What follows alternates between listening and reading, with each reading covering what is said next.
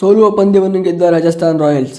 ನಿನ್ನೆ ನಡೆದ IPLನ 9ನೇ ಪಂದ್ಯದಲ್ಲಿ ರಾಜಸ್ಥಾನ್ ರಾಯಲ್ಸ್ ಮತ್ತು ಡೆಲ್ಲಿ ಕ್ಯಾಪಿಟಲ್ಸ್ ಪಂದ್ಯದಲ್ಲಿ ರಾಜಸ್ಥಾನ್ ರಾಯಲ್ಸ್ ಡೆಲ್ಲಿ ಕ್ಯಾಪಿಟಲ್ಸ್ ತಂಡವನ್ನು 12 ರನ್ಗಳಿಂದ ಸೋಲಿಸಿದೆ. ಮೊದಲು ಬ್ಯಾಟಿಂಗ್ ಆಡಿದ ರಾಜಸ್ಥಾನ್ ರಾಯಲ್ಸ್ ಪವರ್ ಪ್ಲೇಯಲ್ಲಿ ತನ್ನ 3 ಪ್ರಮುಖ ವಿಕೆಟನ್ನು ಕಳೆದುಕೊಂಡಿತು ಮತ್ತು ರಾಜಸ್ಥಾನ್ ರಾಯಲ್ಸ್ಗೆ ನೆರವಾದವರು ರಿಯಾನ್ ಪರಾಗ್ ಮತ್ತು ಅಶ್ವಿನ್.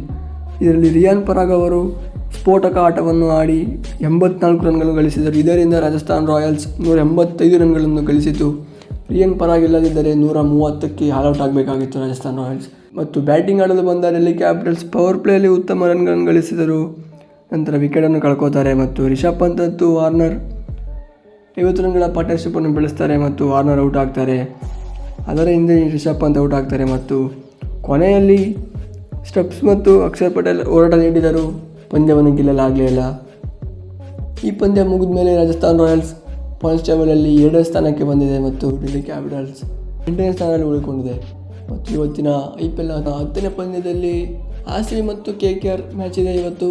ಇವರಿಬ್ಬರಲ್ಲಿ ಯಾರು ಗೆಲ್ತಾರೆ ಅಂತ ಕಮೆಂಟ್ ಮಾಡಿ. ವಿಡಿಯೋ ಇಷ್ಟ ಲೈಕ್ ಮಾಡಿ, ಚಾನಲ್ಗೆ ಹೊಸದಾಗಿ ಸಬ್ಸ್ಕ್ರೈಬ್ ಮಾಡಿ. ಸಿಗೋಣ ಮತ್ತೆ.